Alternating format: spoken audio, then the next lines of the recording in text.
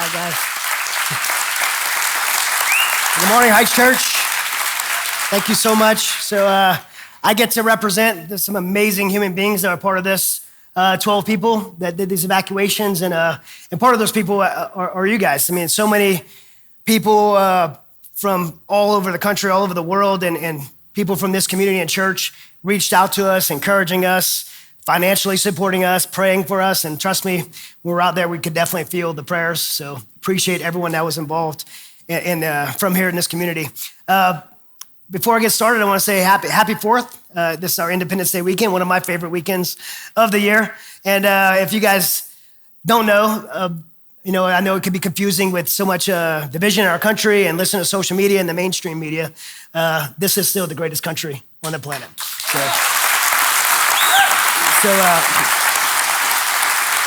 We get, as Christians, we should definitely appreciate the fact that we get to be in a place like this, freely worship. If you don't know, only about 25% of the world's population actually get to do this. 75% of the world lives in religious persecution, and we get to do that this morning because of every military warrior since 1775 that has donned the uniform and fought, bled, and died for our freedoms. And today's the day we celebrate that. So, me and my family, me and my wife will be here this weekend, and we will be enjoying the rodeo with you guys and celebrating. I love fireworks. I've managed so far, I don't know how in 46 years, to keep all my fingers because I go crazy every year, but yeah, keep your fingers on. So at the end of that video, you've seen a verse, Isaiah 6:8, and it was the name that we called this effort in Afghanistan due to evacuations was Task Force 6:8. Based off that verse, Isaiah 6:8.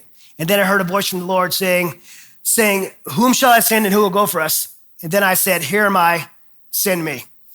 Send me. And that was the heart of everyone that was involved, all 12 of the people that were involved, that we felt God had burdened our heart to go help these people that couldn't help themselves, our American citizens, our interpreters that fought with us for 20 years, very vulnerable groups of people. We just felt God burdened our hearts to go help. And we said, here am I, send me. And we went. You don't have to go to Afghanistan to have experienced that in your life, that calling, that stirring that God has for us to call us to do something profound for him or something for others. I think, but oftentimes in our life, we look back at our lives when we feel that stirring, when we feel that kind of urge to go do something important, that voice that comes with us to say, hey, go do that. There's also another voice that comes in. It's the voice of the enemy that says, you're not qualified. You're not capable of doing that, right? Maybe you feel unqualified or inadequate because of past failures or our experiences in our life or lack of experiences and qualifications to do things, fears or own insecurities. Anybody ever feel that way? I know I have, especially in this last year with the things I've been involved in this last year. The thing that we actually did, however, in Afghanistan, as incredible as it was, and I say that humbly, it was incredible what we've done, and it's something I'm very proud of. But the thing is, that series of events is nothing that I'm capable of doing. It's nothing any of our team are capable of doing. The 12 of us were not smart enough or capable enough to pull that off. The only thing that we're able to point to is the divine orchestration of God to be able to pull that off. And so when we feel that disqualification, when we feel unable to do things, sometimes we're not, but God can. And the title of this message is The Warrior Within. And that warrior within I'm speaking of, entitling that message, is the Spirit of God who lives in all of us, who stirs us and burdens us and calls us to do incredible things and gives us the courage to do those things. And most importantly, equips us and orchestrates us to be able to fight the battles of this world on his behalf. So I don't want to tell you a story today about this incredible achievements of our team in Afghanistan. What I want to tell you about is our weaknesses, our inadequacies, and why someone like me should have never been a part of such amazing things, but how God could use us anyway. In 2 Corinthians verses 11 through 30, the Bible says, if I boast, I will boast of things that show my weakness. Why is that? Because if we're able to do things on our own, well, then we get the credit for those things. But the things of God aren't meant to be done on our own. Right? They're meant to be done by God, and we get to be part of it sometimes. And when we boast about our weaknesses and talk about our weaknesses, well, then God gets the credit. And that's where it belongs, and certainly was the case for what happened in Afghanistan. So when when we talk about me saying that I felt inadequate or unqualified to do what we did in Afghanistan, why is that? I mean, the truth is, on paper, resume-wise, I had the right resume to do that job. I worked my whole life to be in special operations. I became a recon Marine and made it to Force Recon. I went to JSOC, where I was at the premier special operations unit I could be at for 8 deployments in Afghanistan. So on paper, I was definitely qualified to do this. All 12 of our teammates all had tremendous amount of experience to do this. So why would I feel like I was inadequate to do it? Well, because my other side of my history, and some of you guys have heard my story before, coming home from those 8 deployments to Afghanistan, I was diagnosed with PTSD. I dealt with debilitating panic attacks to the point to where literally I had moments where I felt like I was going to die. I would deal with blood pressure, 200 over 130. When I lived here in Prescott, I've been to the hospital here with blood pressure like stroke level. So dealing with those things to the point to where it had pushed me so far, I attempted to take my life in dealing with all these things from combat. So to say I'm gonna go back to Afghanistan to expose myself to the same environment that had created that for me was a thing that would definitely question your confidence, right? I'm gonna go back to this environment where I lost friends, I was diagnosed with PTSD, and maybe my body will have some trigger reactions to bring me back to right in those kind of same physiological symptoms. It's a scary thing. And that I had to really kind of reconcile, wow, God's burdened me to do this, but am I gonna expose myself to this again? Well, over the last 12 years, I've been speaking to the troops at Mighty Oaks Foundation. I've spoken to about 300,000 troops. I've written several books on PTSD and combat readiness and resiliency and spiritual resiliency. And when I go speak to the troops, I talk about this. I talk about what's called the Pillars of Resiliency. The military has 4 pillars of resiliency: mind, body, spirit, and social. Being mentally tough, knowing how, knowing your job and being trained in your job. Physically, being in shape, knowing how to being able to do your job. Socially, surrounding yourself with the right people, and then having a strong spiritual foundation. And I tell this message to them about having all 4 pillars of resiliency will make them combat ready and resilient to the things that they're gonna see in the battlefields of combat and the battlefields of life.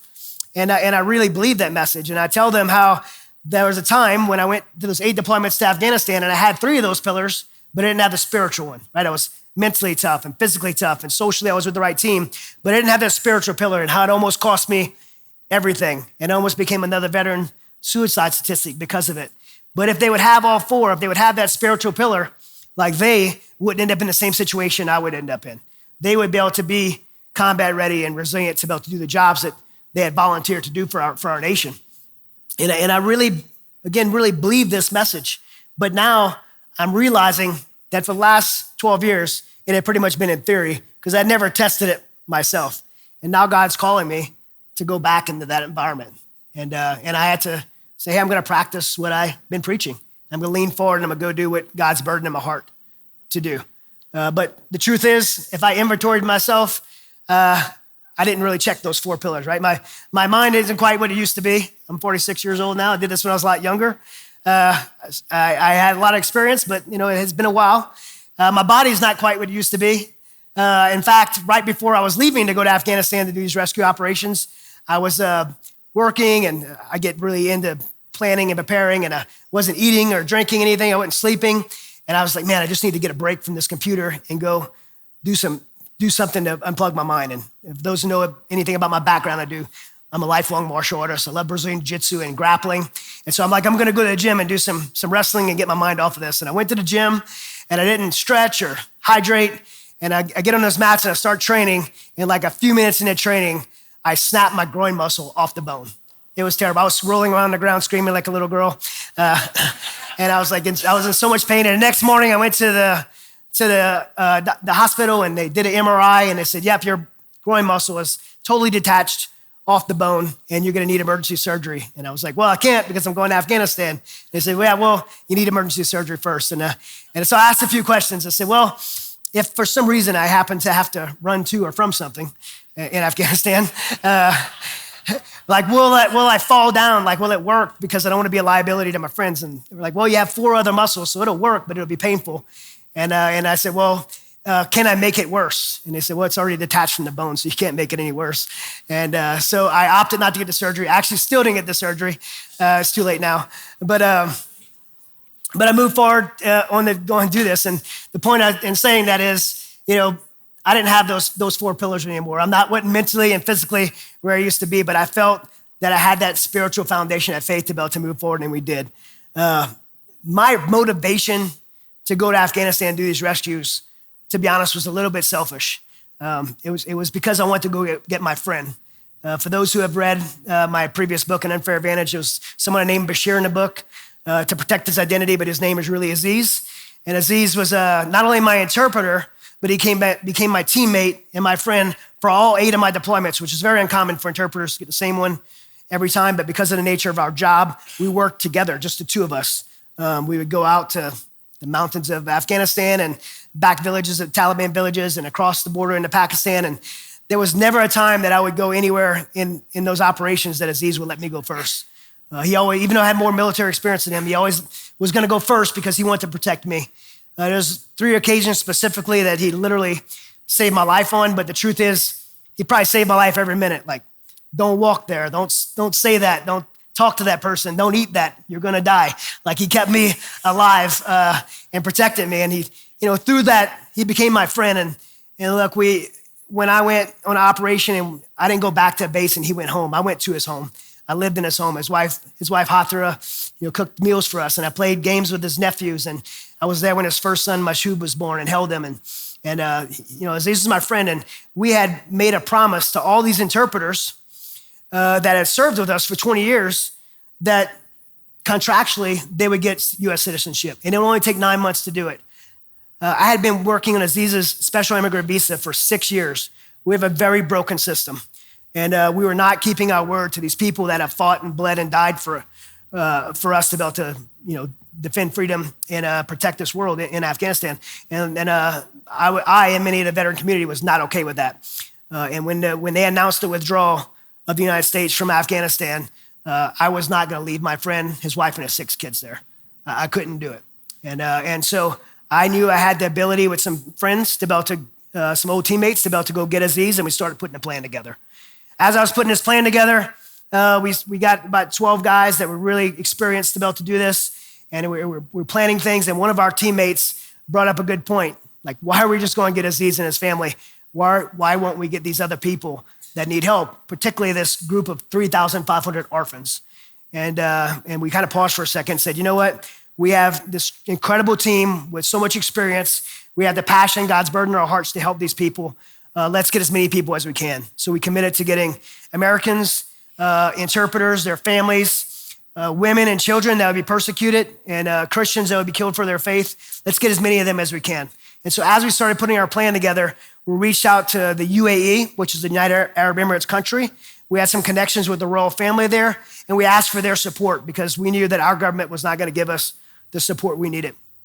The UAE stepped up after about an hour-long meeting, and they agreed to give us 2 C-17 planes, which are the large military planes, pilots, an airfield, a place to set up our operations center, and access to their humanitarian center, which is pretty incredible because if you're going to evacuate people from a country without a visas, you have to have a place to bring them, or else you're human trafficking people. So we actually had a place to bring them to.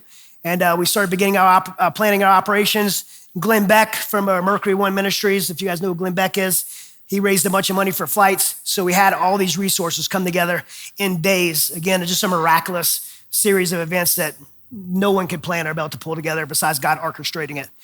We launched to go to Abu Dhabi, ended up there, we put some teams in Kabul at the H. Kaya Airport, which is where the US military had the airport, and coordinated with and got permissions from the military to be there. And we were putting 3-man teams outside the wire to go get people and bring them back into the airport. To explain the level of like chaos and desperation there is really hard to explain because everyone that was involved would say they'd never seen anything like this before. I mean, tens of thousands of people fighting for their life to escape the Taliban because we pulled out overnight our US troops. And it was sheer chaos. I think the best depiction of like the level of panic was imagine, if you're a mom, how much you love like your brand new baby, but these people were so desperate that they were literally crowd surfing their babies kissing them goodbye and crowd surfing their babies to get to the gates, to be thrown over like as hard and high as people could throw people to get these babies over the fence so they wouldn't have to live under the Taliban. What they didn't know was on the other side of the walls was about 6 feet high of concertina wire and about 20 feet deep. So they were throwing these babies into the barbed wire where they would bleed out. I mean, that's the level of desperation. People were dying of exposure, getting trampled. It was horrific. And then the Taliban was controlling the outer perimeter, and their crowd control was just shooting into the crowd and killing people. It was chaotic. And so our teams were going out in 3-man teams, grabbing people, sneaking them back in. The first day we got Aziz, his wife and his family out. And then after that, it just really became a blur. Like, we didn't know how much time we had, but we knew we had to do everything as fast as possible, because every time we'd just pause or stop to sleep or anything like that, people were going to be left and people would die. One of the guys in that video, a good friend of mine, he lost 37 pounds in 10 days just from not eating and sleeping, just not stop moving, getting people. At the end of that 10 days, when the Abbey Gate was blown up and we lost 13 of our service members, the gates were closed, welded shut, and the evacuations were over at that airport.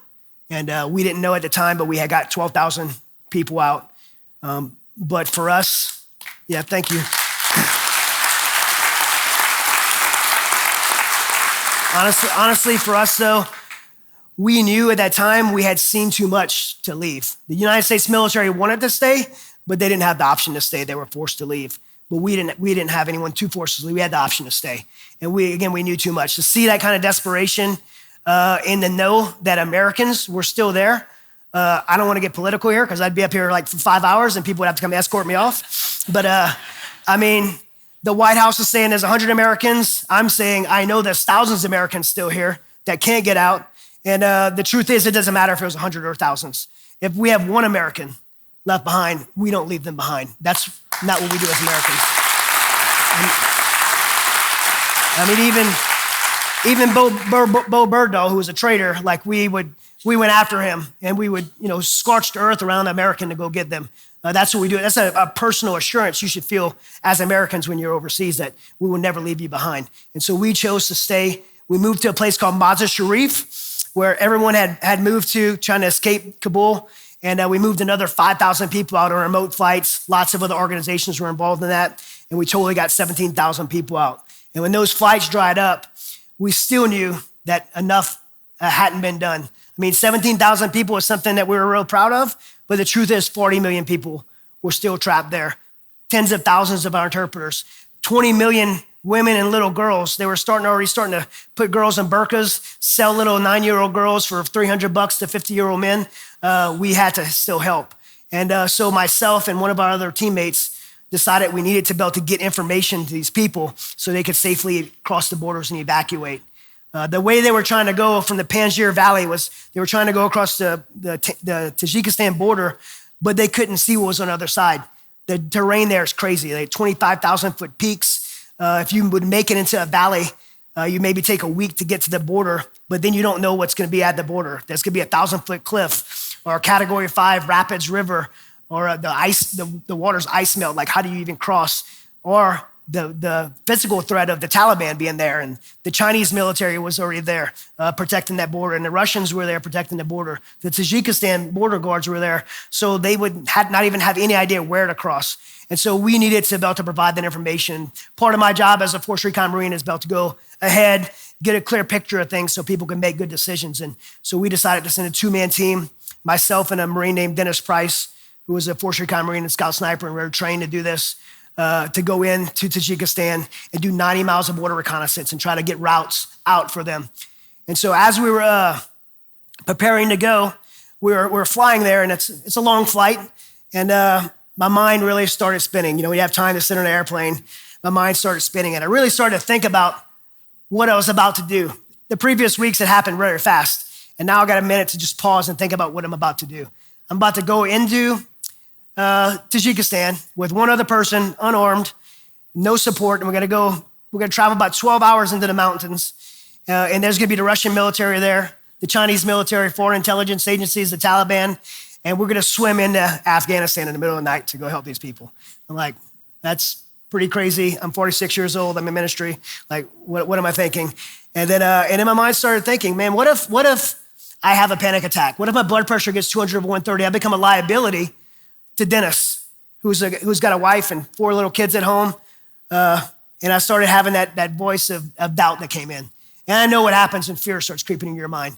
It could become contagious and corrosive and really push you in a bad place. And so immediately when I felt this come in, I leaned on that pillar of resiliency that I've been preaching for the last 12 years to these troops, and that spiritual pillar. And I told God, I had this little conversation with God. I'm like, God, you burdened my heart to go help these people. You're calling me to go help these people. And clearly, like, you could want to do something like that, but to have all the doors open, orchestrate to be able to do that it was, pretty impossible doors to be open. So I knew God had put me in that position to be there. And God, if you're doing this, then I need you to take away any fear, any anxiety, any physiological symptoms, and let me do my job to help these people. And while I prayed that little prayer, I had this peace that came over me. The Apostle Paul talks about it, a peace that's beyond even understanding. I had this peace come over me, and I just felt this really calmness to just press forward. And as we landed and we did a layover, Dennis is a Christian, and I told him about it. And we prayed together, and we prayed, God, keep us safe. We knew we wouldn't be sleeping maybe an hour or 2 hours a night. Like, keep us alert, keep us awake, keep us safe to be able to do this job and help these people. And we prayed that. And I can tell you that during that 10 days that we were there, and I say this with complete humility, like, we never felt any fear, any anxiety. I never felt tired, probably because that freezing cold water kept us awake, but I never felt tired. We just felt so focused to do that job. And it was a crazy environment. Look, there was the Chinese military that were there were not just like normal soldiers. They were special operations guys with Dragunov sniper rifles and natural vegetation around them. They were like really trained. We seen convoys of Russian mechanized vehicles. The Taliban was like every mile, there was like a Taliban checkpoint on the other side of the river. And we were having to swim into Afghanistan to get this information. And there was a moment where some of you guys may follow my social media, and I actually posted I didn't say where I was or give any kind of visual picture. I just had some rocks behind me. And I just asked you guys to pray for me. And because I knew that prayer, the intercessory prayer of being there was something I really needed. And I prayed Psalm 23, which is a psalm that I've memorized during moments of anxiety. And the Lord is my shepherd, and I lack nothing. He makes me lie down in green pastures, and he leads me beside quiet waters. He refreshes my soul, and he guides me in the right path for his name's sake. And even though I walk through the darkest valley, he's going to be with me. His rod and his staff is going to protect me. He prepares a table for me in the presence of my enemies. He anoints my head with oil, and my cup overflows. And surely his goodness and love will pursue me all the days of my life. And I prayed that prayer, and I felt that peace again.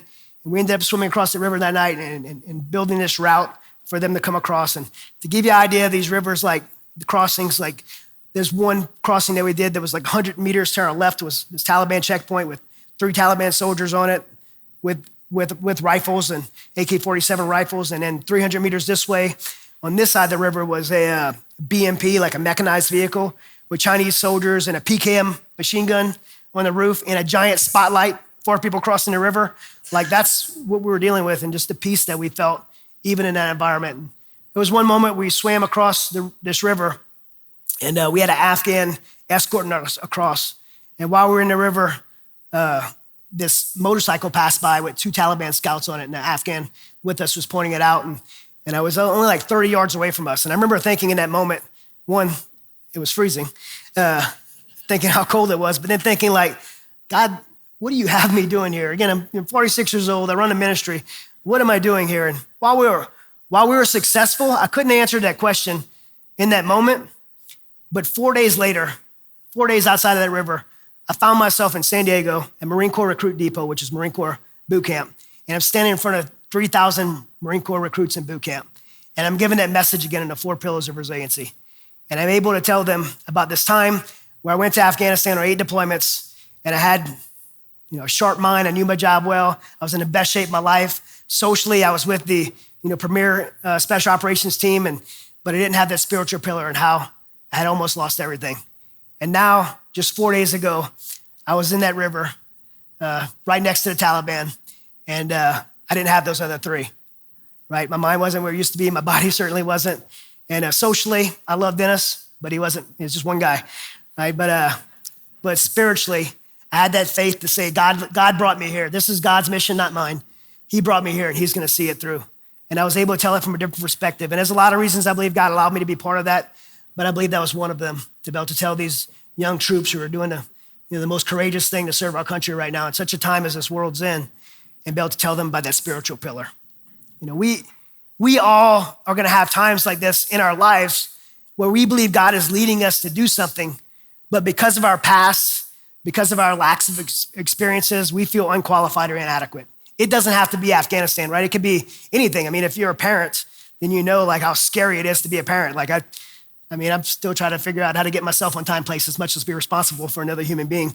It's scary being a parent. Like, and you disqualify yourself. Like, man, I'm not the father that I should be. I'm not the mother that I should be. These kids deserve better. You feel we unqualify ourselves from things that we need to do. It could be in a relationship. You look at the past of your relationship and you just feel inadequate to be the husband or wife. And it could be like, even like serving in this church. I know there's so many great volunteer opportunities in this church and in this community, but you're like, if people knew me, if people knew what was in my heart and the things that I dealt with in my past or my life right now, they would never want me serving. And so we disqualify ourselves. In general, I think when God's calling us to do something and we're scared to pull that trigger, or just in general not taking action in life, that's usually based on fear in our own insecurities. And do not fear is actually mentioned in the Bible 365 times, one for every day of the year. That fear is typically based on putting our trust in the wrong places, mainly ourselves. When we attempt to trust ourselves, we immediately deal with doubt and insecurity. Why? Because we know ourselves, right? We know what our strengths are. We know what our weaknesses are. We know what we're capable of when we're not. And the thing is that God knows that even more than we do ourselves. God knows our strengths. He knows our weaknesses. He knows what we can and can't do. The Bible says in Luke 12:7 that he knows the numbers of hairs on our head, which is really comforting to me because the numbers of hair on my head seem to change every single minute. So I know he's with me all the time. So yeah, God knows us, right? He knows what we can and can't do, but he chooses us and calls us anyway. And that's why when we talk about obedience and being obedient to the thing God calls us to do, I really have 3 points that I want to go through with you. The first point is, number one, to have faith in God, right? To have faith. In 2 Corinthians 5:7, it says, for we walk by faith and not by sight. If we look at things and see what we're capable of, we're always going to doubt. I mean, if I would have looked at Afghanistan and said, okay, we're going to get 12 of my friends, we're from the veteran community, and we're going to go in 2 weeks, rescue 17,000 people. Too big, impossible. Like that's the amount of doubt that would come from that would say impossible. But when we look at God and say, I have faith that God could do that because he could do anything I can't, then that's the right way to look at things, and that's how we're able to accomplish God-sized things, right? So we walk by faith and not by sight. Number two, be obedient when he calls you. If you believe in your heart that God is actually burdening your heart and calling you to do something, then don't analyze it. Say yes. Say yes to that. Be obedient to the yes, and then let God figure everything else out, right? In 1 Thessalonians 5:24, the Bible says, he who calls you is faithful, and he will surely do it. I've heard it said in ministry before, if it's God's will, it's God's bill, right? He's calling you to do something, he's gonna figure it out. It may not look the way you want it to look. The results might not be what you expect, but ultimately, it'll be what God is intending. Number three, and we all do this, don't compare, right? Don't compare. Galatians 6:4 says, each one should test their own actions. Then they can take pride in themselves alone without comparing themselves to someone else. Theodore Roosevelt has a great quote. He says, comparison is the thief of joy, right? When we compare ourselves to other people's accomplishments or things that, I wish God would let me do that, right? When we compare ourselves to those things, it steals joy from you. It steals joy from the other person's achievement and the thing that they're involved in, and it robs God of his glory in that. So don't compare the thing that we actually get called to do. It really doesn't matter, right? I know Afghanistan's a big thing, but the size of the thing doesn't matter. What matters is you being obedient to what God calls you to do. That's what matters. Trust me, I'd be much more scared of going to work in the children's ministry than going back to Afghanistan.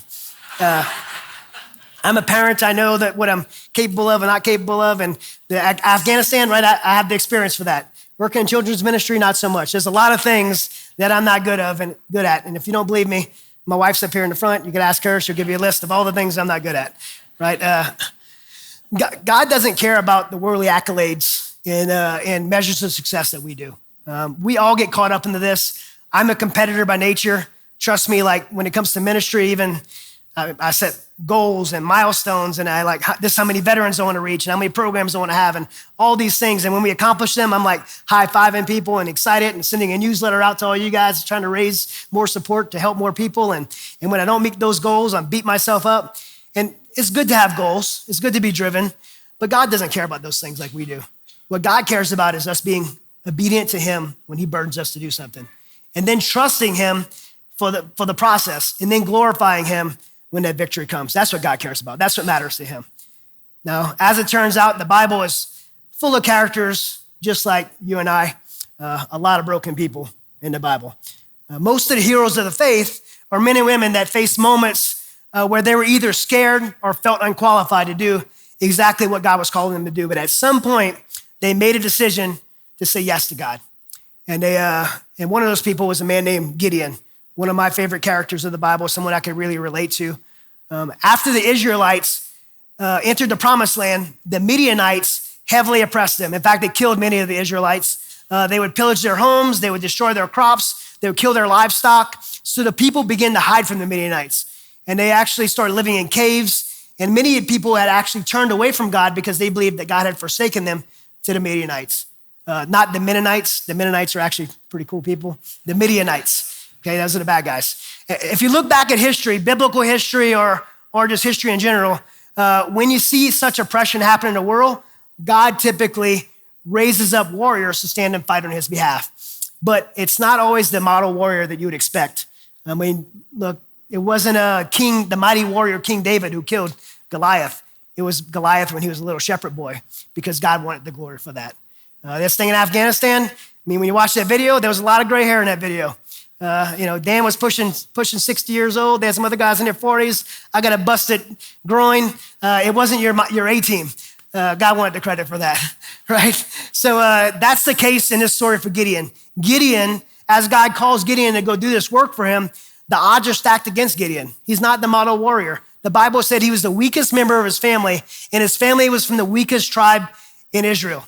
And he was scared. How do we know he was scared? When the Bible introduces him, he's hiding in a cave, beating out wheat, right? So I never beat out wheat or separated the wheat from the chaff before, but as I read, right, you beat the wheat out. You want to be in the open so the wind blows and separates the wheat from the chaff, right? So Gideon was so scared of the Midianites, he was hiding in a cave doing this. And the Bible introduces him in Judges 6:12 through 16.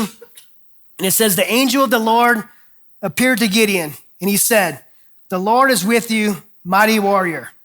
Pardon me, my Lord, Gideon replied. But the Lord is with us. Why has all this happened to us? Where are all the wonders that our ancestors told us about when they said, didn't the Lord not bring you out of Egypt? But now the Lord has abandoned us and given us into the hand of Midian. The Lord turned to him and said, go in the strength you have and save Israel out of Midian's hands. Am I not sending you? Pardon me, my Lord, Gideon replied again.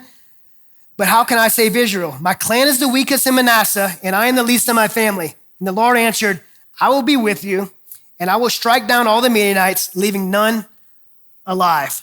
Gideon literally argued with God. Like he said, who, me? Like, are you at the wrong address? I'm not your guy. Like, I'm not qualified. I'm not strong enough to do this impossible thing. And God said, am I not sending you? Am I not sending you? Right? God was using the unexpected to do the unimaginable. And in my life, in your life, if we are obedient, God will use us, the unexpected, to do the unimaginable and do things that only God could do. So Gideon chose to say yes. And when he chose to say yes, he did what many of us would do. He got as many of his friends as he could find. Now, apparently he has more friends than me. I was only able to get 12. He got 32,000. Now, 32,000 sounds like a lot, but the Midianite army was 135,000. So it's 4-1 odds. Not very formidable odds, 4-1, but that's who Gideon was able to get together. But God didn't want the victory to go to Gideon. He wanted to be able to have credit for the victory. And so God tells him, you have too many, right? 4-1 odds, and God's telling him you have too many, right? What God didn't want to happen was someone to say, okay, he only had 32,000, 4-1 odds, but maybe he had a really good strategy, right? Maybe he had a good plan. Same thing in Afghanistan. Look, I mean, the United States military could have rescued those 17,000 people, and they probably would have did a better job than us. But the truth is, the United States military would have got the credit for that. But with 12 of us, all we could do is point to God and give credit where credit belongs. That's what God wanted for Gideon in this story, right? God tells Gideon to send home any of the warriors who were scared. Now, apparently a lot of them were scared because 22,000 of them went home. So much for Gideon's friends, right? He's only left with 10,000 now, and they're now outnumbered 14-1. And you know what God tells Gideon? You still have too many, right? And Gideon, I imagine what Gideon's thinking, like, man, God, you asked me to do this impossible mission. I already told you I'm the least qualified to do it. I raised up an army and you dismantle it. Like, he had to be pretty frustrated. But God told Gideon to go down to the river to select the final men. And he said, at the river, separate those who lap water with their tongues like a dog from those who kneel down to drink. And so 300 of those men drank from cup hands, lapping water with their tongues like a dog. And the other 9,700 got on their knees and stuck their face in the water to drink. Now, I'm kind of a military strategist thinking about this story. And I'm thinking the guys who put their face in the cupped hands and drank, they could still look around and be pretty alert. But those who got on their knees and stuck their face in the water, they weren't very alert fighters. And so God sent them home. And now Gideon's left with 300 men. And now God says, now it's time to go into battle. And but God knows He knows our hearts and He knows our fears. And He knew that Gideon was scared. I mean, he has 300 men to fight 135,000. These are the same 135,000 that he was hiding in a cave from for the last 10 years, right? And the Bible says there were so many Midianites that you couldn't even count them as much as sand on a seashore. He said this Bible says they were as thick as locusts.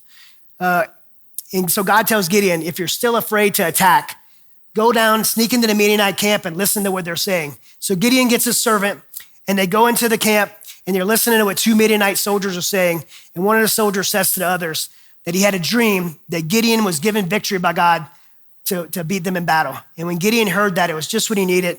He hit his knees, he started worshiping God, and he went to his 300 men and he said, get up. The Lord has given the Midianite camp into our hands. The Lord has already given us victory. And they snuck into the Midianite camp. They start surrounding them in the cover of darkness. And as they're surrounding them, Gideon sounds the alarm to fight. And they start blowing trumpets and they have torches. In the middle of that chaos, the Midianites panicked and they started killing everyone they could find in the darkness was their own people. So they started fighting themselves and killing themselves. And then Gideon and his men sneak in. They kill the remainder, including the two Midianite kings, and have victory for Israel. And through this, we see that it didn't matter how many men Gideon had. It didn't matter what kind of strategy it had. The key to his victory was his obedience to God calling him to do it and have that faith in God. And we see the example of how true victory comes from God's hands and not ours. When I look at this story and compare it to what happened in Afghanistan, I think how Gideon and myself, both in our own self-doubt, thought, God, there has to be a better choice than me. And I'm sure you've thought that before about yourself, right? There has to be a better choice than me. But Gideon had one thing in his control. I have one thing in my control, and you have one thing in your control. And that's a choice, right? We have the ability to simply choose, like Gideon did, to say yes to God and discard our fears and our inadequacies, to ignore that voice of the enemy saying that we're not qualified to do the things that God's calling us to do, and simply be obedient to the things that God's burdened our heart for. We don't know how it's going to turn out. Like in Afghanistan, I had no idea what the results were going to be. We got to help a lot of people. I came home safe. My friends came home safe. Gideon didn't know what the results was going to be. He had victory too, but he didn't know if he was going to live or die. The truth is, many people have felt persecution, have been harmed, have even died doing exactly what God has called them to do over time. Look at the apostles. But that's not the point, right? The point isn't our personal assurances. The point isn't our safety or personal victory. The point is being obedient to God. And in the big picture, that's where we see ultimate victory. And now, could you imagine if we all really got that and lived our lives that way? I was very convicted putting this message together because I'm thinking I could be this obedient to God and have that faith in God to do something like Afghanistan, but there's so many areas of my life that I fall short in doing that in. What if I could do that in every area of my life? What if I could have that kind of faith in God in all areas of my life and be obedient to him that way? It's not about our mission and ministry and purpose. It's about being obedient to God and saying yes to him and letting him change the world through us and us being able to be a part of that and then shining a light on him for everyone to see. The truth is we can't do that. Well, we can't do that if we simply disregard our fears, reject our past, stop listening to that voice of insecurity that comes from the enemy, and lean forward into things that God calls us to do. The Apostle Paul really got this. And if anybody wouldn't have got this, it was the Apostle Paul, because he would have felt so disqualified to serve God, knowing what he had done to Christians, how he persecuted Christians, and the terrible life he lived as Saul. But he got this. And in Philippians 3, verses 13 through 14, the Apostle Paul says this: "Brothers, I do not consider that I have made it my own, but one thing I do is forgetting what lies behind and straining forward to what lies ahead. I press on towards the goal for the prize of the upward call of God in Christ Jesus." Right? What he's saying is, I don't have it all figured out, but one thing I do know is this, that I will not let my past hold me back from the work that God has me to do. Right? What's holding you back? What's holding us back? We have to let it go and say yes to the things of God so that he could do through us only things that he could do. Can we pray? Lord, I'm so thankful that you call us to be part of your plan, Lord, that you don't only burden our heart to the things that break your heart, Lord, but you actually allow us to participate in your plan. You give us the courage to do things. You able to speak truth over the lies of the enemy that says we're not qualified, Lord. And you ultimately us and orchestrate us to be able to do the things you call us to do. Lord, I thank you that we get to be a part of that, Lord. I pray that you could open everyone's eyes and ears, including my own, Lord, to be aware of the things that you're asking us to do, Lord, and to see, so we can say yes to those things. We got the courage to move forward. Lord, that we'll see your orchestrating hands equip us to do this work that you have us do in this very, very broken world, Lord. I thank you for this community. I thank you for this church.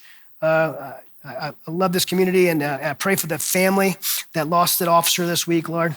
I pray for that family, and I pray that you equip this church to just love that family and be there to support them. Lord, in Jesus' name, amen. Well, guys, I'm thankful to be here with you guys this weekend. I have one thing that I would love to ask of you guys. We have captured everything from Afghanistan. I've written a book called Saving Aziz, How the Mission to Save One Turned into a Calling to Rescue Thousands. And this book is so important to me because the news media has hidden this story. And 40 million people are still in Afghanistan. Again, 20 million women are being facing persecution. So many Americans and interpreters are still there. You might not see it in the news, they're still there. And we need this story to be known. I want help to get this out. Thomas Nelson's my publisher. They're amazing. They're putting all resources to push this book out. It's going to release October 4th. And this is the first place we announce it. So you can snap a picture, you get a copy, you go to savingaziz.org and get your copy. And we go through from the beginning of my relationship with Aziz all the way till now, and also the whole evacuation, all the decisions that were made policy-wise, and the good and the bad. And by the way, to tell you the end of the story, Aziz, his wife and his kids, after 8.5 months in the humanitarian center in Abu Dhabi, they're home with us in Texas, and they're working for us. Amazing. And it's been amazing to have them. And we'll do, if you go on my social media, I'll be doing this thing, a couple of interviews live with Aziz as well. But definitely support us, get a copy of this book. I really very much appreciate it. And keep us in prayer as well. Afghanistan, I thought was over, and we wouldn't be doing anything else. And Mother Teresa has a quote. She says, God will never give me more than I can handle. I just wish you didn't trust me so much. And so that's kind of how I feel right now, because Ukraine kicked off. And since February during invasion, I found myself right in Ukraine. I've been there 5 or 6 times, I don't even know now. And I'll be going back. And we started off helping with evacuations in Ukraine. We were able to rescue Benjamin Hall, a Fox News reporter, and recover the bodies of his teammates, and we recovered a lot of disabled people that were stuck in Ukraine. And now Mighty Oaks Foundation is going to the front lines by request of the Ukrainian government to help their troops be mentally and spiritually prepared to stay in the fight to protect their homes and their families from the Russian invasion. So our team's going in and out of Ukraine. I got back like 3-4 days ago from Ukraine, and I'll be going back again here shortly. So keep us in prayers, and stay tuned at Mighty Oaks. If you guys follow us, I appreciate you guys, love you guys, and look forward to spending 4th of July with you.